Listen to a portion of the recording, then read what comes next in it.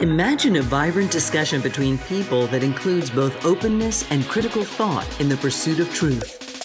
The Purchasing Truth podcast is an experience, a journey, an exploration of the impact that negative messages in politics and the media have on our families, community, society, and nation. Join your hosts, Bill Stierle and Tom Hazard, to discover new concepts and language strategies that will reveal effective ways of establishing truth.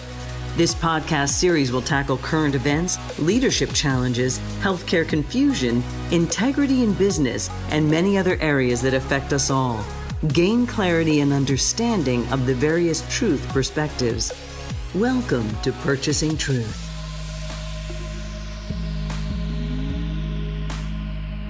Hey everyone, welcome back to Purchasing Truth. I'm Tom Hazard, along with your host, Bill Stierle. And Bill, today my jaw is still sort of dropping after reading an interesting piece of communication. Yes. Published in a conservative publication, The American Conservative, by Marco Rubio, the Republican senator from Florida. And I think I need to quote a couple things he said, but I'm really interested to talk with you about this as a communication piece, really. Yeah. How do you read something, and even though it's activating you as a reader, how do you have some compassion for the writer or for the opinion and get some understanding about what the motive is, but also to really see if it's going to serve, who does it serve? So that's really important too, Tom. So, all right. So it seems like he said some stuff that was kind of a little inflammatory, at least. Yeah, I'm gonna read a couple of quotes here. So first, he called corporate America the instrument of anti-American ideologies. He accused Wall Street of devoting hundreds of billions of dollars to advance corporate propaganda that promotes Marxist tactics. And he wants to require that the leadership of large companies be subject to strict scrutiny and legal liability when they abuse their corporate privilege by pushing wasteful anti-American nonsense. Interesting choice of words there. And let me follow up with one more really shocking quote, which is he warned readers of the current Marxist cultural revolution among our corporate elite. It said that the ultimate way to stop them is to replace them with a new generation of business leaders who consider themselves Americans, not citizens of the world. I mean, to me, whoa. I mean, he's trying to separate being American from being a world citizen. And I don't know if corporate America is going to take to that too well. I mean, we have a global economy more and more, so many American companies doing business overseas. And I don't know, to me, my jaw kept dropping as I read this. And, he's going for the America first, obviously, message again, right? So if I'm being empathetic and compassionate to him, is it, he feels worried and anxious about certain values being spoken by corporate leaders, and they are leaders. We've had many corporate leaders have opinions about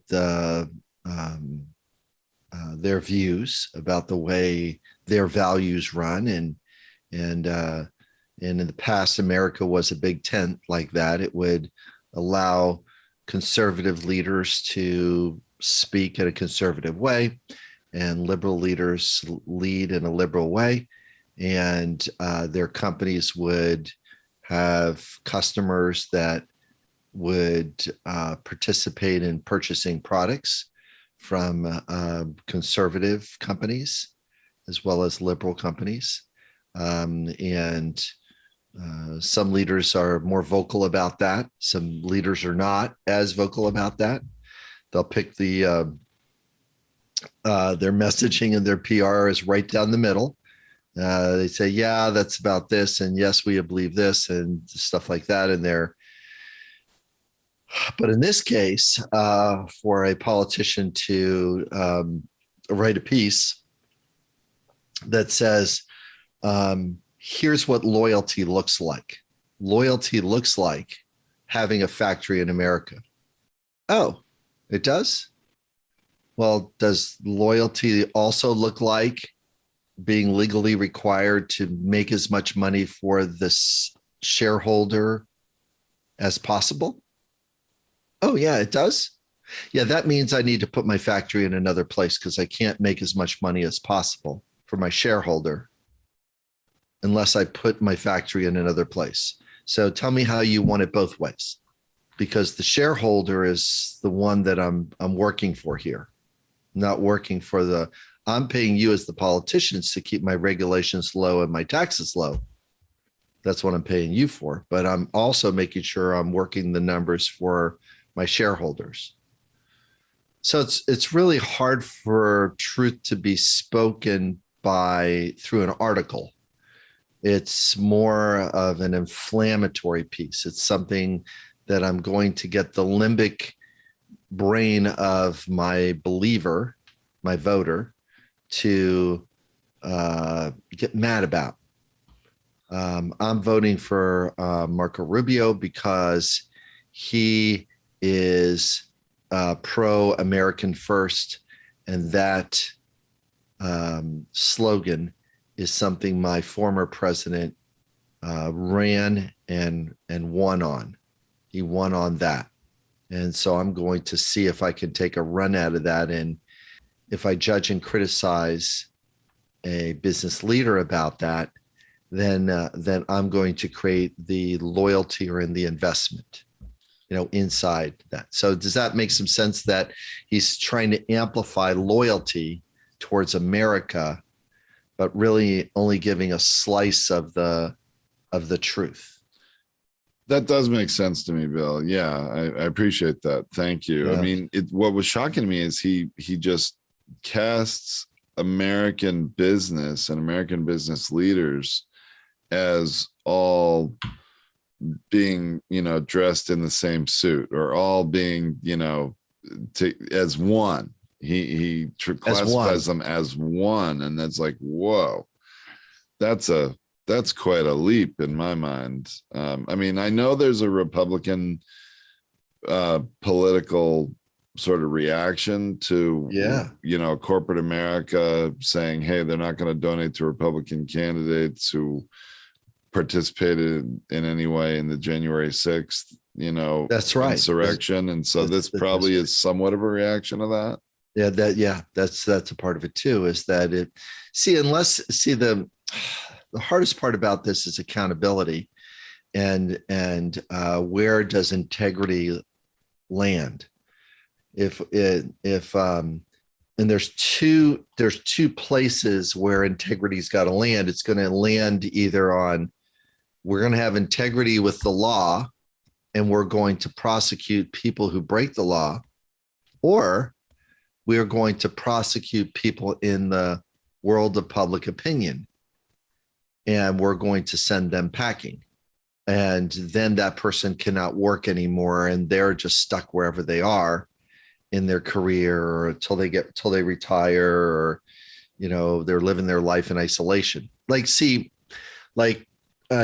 got caught with both. He got caught with both the letter of the law, we don't have enough votes for you, and the court of public opinion.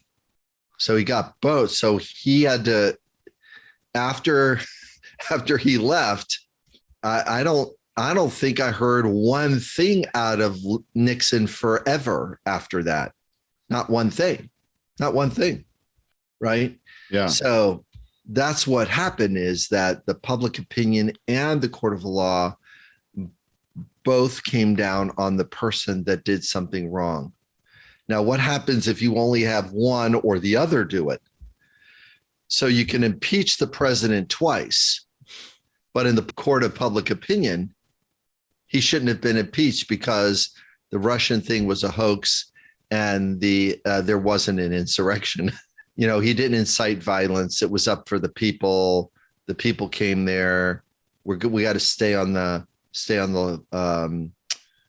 this narrative that's a winner because these people are believing the vote. Now, I am not a vote counter.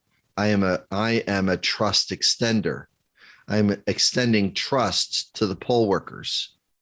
I extend trust to the people in charge. I extend trust to those voters, those vote counters, to the system. I'm trusting the system. Even if there's message over message over message not to trust the system. But there's people that their limbic brain is going like, no, there's real danger here because the people I believe in, the people I voted for, is telling me there's a problem. So I'm going to believe them because they're my leader.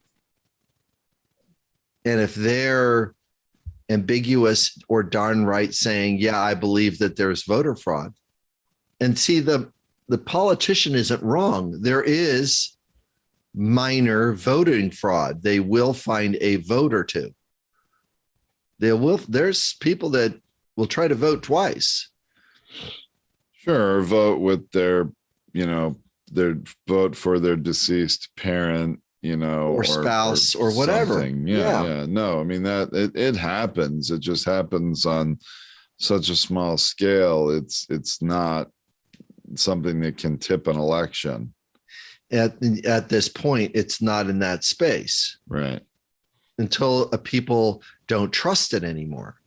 Then we've got a problem, because then what happens is the rumor or the situation or circumstances is like, oh my gosh, there is really I don't trust this system now. See, that's where it gets really dangerous, is that, are we going to trust the system? And that's the fire that is being played with right now. Sure. So that's hard. And we need accountable people on both sides to go like, this is where the truth is falling on this. Well, what we need is some cooperation, I think, Bill, don't we? Because let's look at Arizona for a second. The state appointed workers, the poll workers, the Secretary of State, the people whose job it is to count the votes, did their job, counted it once. There was some concern the count may not have been accurate. They counted it again. I believe they counted it a third time and get the same results. And because there's not cooperation and trust in the system, the Republicans in Arizona decided, no, we want to do our own. Audit. Yeah. And they hire a third-party company to do an audit, and eventually got the same results. In fact, any of the variations actually went in Biden's favor after their audit. Right. So, I mean, if you don't have cooperation, it's interesting. There was so much moving toward, we got to count the votes. We got to find the problem. We got to find out who really won. It's much easier to sell that kind of outrage and distrust than it is. It is because if you're in a silo, if you're in a silo of public opinion in the court of, and you're just listening to this one message, and it keeps activating the same belief, bias, and structure, what winds up happening is that the person has a buy-in and is not willing to listen to the other one, and then it becomes easy to name call, label, diagnose, and judge and criticize a person, rather than to listen and be empathetic and be compassionate to how the person has been bought and sold into this place. whether it's this is not even political, whether it's a Democratic view or a Republican view set or a jihadist view set or a religious view set, it's really hard to shake a person of their belief and their bias because they've heard it over and over again. And to be able to tolerate ambiguity is really, really hard. Shall I do eye for an eye or shall I do turn the other cheek? Which one shall I do? Well, the listener is saying, well, it depends. Depends on what? Are you doing an Old Testament piece or are you doing a New Testament piece? Which one are you going to pick? Well, person might say, I'm doing the Old Testament piece. The person needs to know that fairness looks like if you did this, this cost. So our legal system leans a little that way. And we would call those conservative judges. If it's turn the other cheek, then it's, listen, you did this twice. It costs us more to keep you in jail than it is out. We're going to give you another chance, but you better not be here again or else 25 to life. Okay. See then you're a liberal judge. Just we don't really do a good job of just that simple binary thing I just did there. It's just it's a simple binary thing. Are you going to pick this harsh? This person did a felony. They stole a candy bar, 25 to life. Are we doing that? Well, that's what the voters voted for.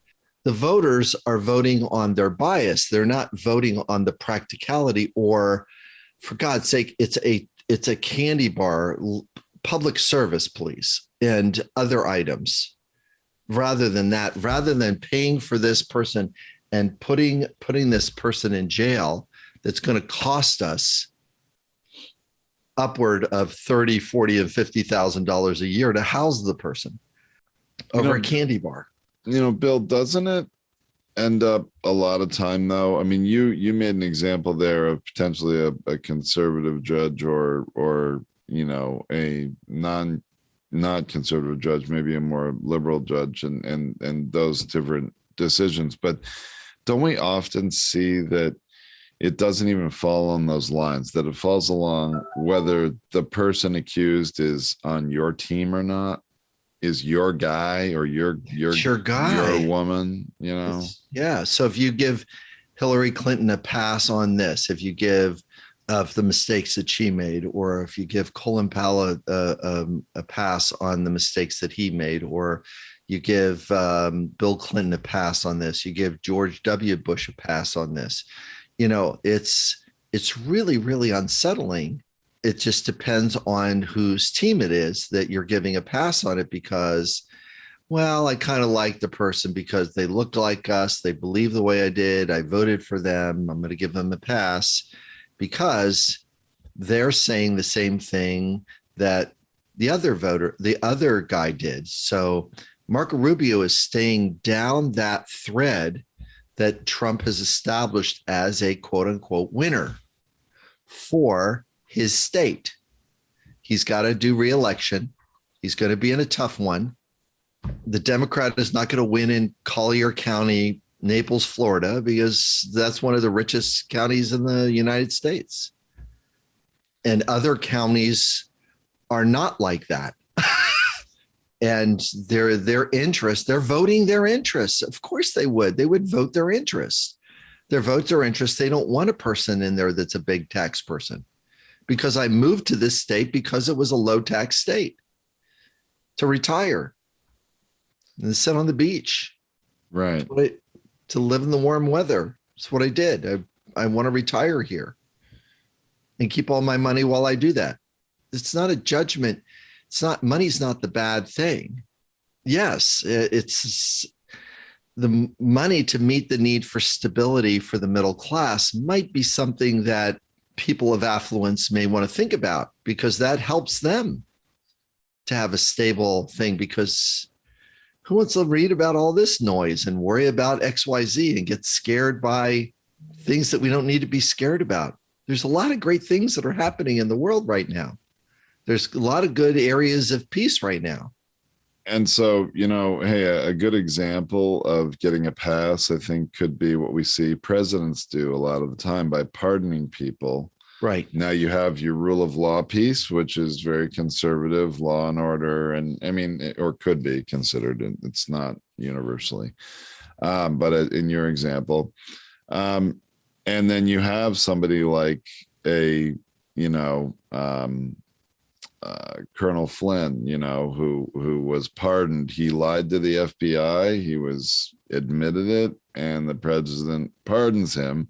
I think a lot of people follow the president think, oh, well, he wasn't really guilty of anything big. Right. Instead of the reality is, well, he was guilty of it. He could have been up for treason. The judge was a little light on him. So was the things. And the president gave him a pardon because it was the turn the other cheek part of it. We're going to let the person go because he's on our team and we're not doing the rule of law with him. Well, and who was the other guy that he pardoned who has the tattoo of Nixon on his back? I forget. Roger Stone. Roger Stone, right, who was actually got to the point of being convicted. Flynn sort of hadn't been sentenced yet or convicted. He had confessed, I guess, to lying to the FBI. But in terms of Roger Stone, he was actually convicted and either was already sentenced or was awaiting sentencing. I forget. Right. And so it's the same sort of thing. And so it really depends on your perspective. And that's why, to me, this whole Marco Rubio op-ed was so shocking, because he really paints corporate America with this really broad brush as all being the leaders of corporate America are almost anti-American, is really what he's saying. Yeah. And he's as if he has the measuring stick for what a good American is. Right. I mean, it's that part is it's like, and he's looking to make it very binary. It's not to say that there isn't elements of the Democratic Party that does that, but what's really missing and where the leading narrative is missing is, are we going to return to a nation that's going to be collaborative and cooperative? Are we going to start going back or start to reboot or reestablish collaboration and cooperation? Somebody's got to do it. And Biden is doing the only collaboration and cooperation that's taking place is between Joe Biden and Manchin. That's it. He's going like, well, okay, I want your vote and you're not going to go for any spending, but I am going to go for this. And here's what I'm going to get passed. And Manchin goes, I don't want any more new debt, new spending, no more new debt, new spending. Now, if Manchin walks it all the way up to the line and then doesn't vote for it, that will change the 2022 election. That, and I'll tell you, the heated talk is going more in that direction. Manchin, as we're recording this, keeps saying, well, I'm not agreeing to this, I'm not agreeing to that. So it'll be interesting to see what happens here. It really is. I feel energized about getting people to be accountable, to see if the rule of law is going to stand up for certain things that people have voted for and agreed upon. I feel curious about whether social media, because social media is a player in the world of public opinion now. And so social media is, especially Facebook, is a little bit on the rocks right now, because all of a sudden it's like, oh, now, well, I'm not going to Facebook again, or whatever. Its business model is going to need to readjust itself, which the owner is jumping on right now, in a meta way. And pardon the pun. Pardon the pun. And we want to keep setting the intention of collaboration and cooperation to come back, because that's what the two-party system is kind of like about. And other democracies have a 3-party or 5-party system. They have a lot of different groups fighting for their point of view and try to get their point of view to the front of the list. And then if you're doing it that way, then you've got to really stand for certain things that the majority wants to hear and also be a good person. See, the good person part becomes a little bit more sensitive and the tribalism drops. So that's the thing that we're up to. And we've got to get off the narrative of who's the enemy today, who's the enemy this week, who's the enemy this election. We've got to get off of that narrative because that's the narrative we're currently on. So it really is. Yeah. And I think a lot of people are on it because it sells better. It sells better. And I think more to come in future episodes, but getting collaboration and cooperation to the front of the list can really make a difference to not look at our fellow American as an enemy, but really look at it as, how can I collaborate and meet with you on the places, and you can still hold your beliefs, but, I'm okay with it. This is what I believe in and this is what you believe in. Then it goes better. I think it certainly would. Okay, Bill. Yeah. Well, thanks very much. Appreciate it. Thanks everybody for listening. All right, more to come. Thank you for listening to this Purchasing Truth podcast. We trust that you have enjoyed this engaging and thought-provoking conversation. Our hope is that you've received value, found clarity, and broadened your truth perspective in this episode. If you did, leave us a review or visit our website, purchasingtruth.com. Join us again for another informative and content-rich discussion here at the Purchasing Truth podcast. Don't just accept whatever information comes your way. Join the discussion. Discover your own voice. Purchase your own truth.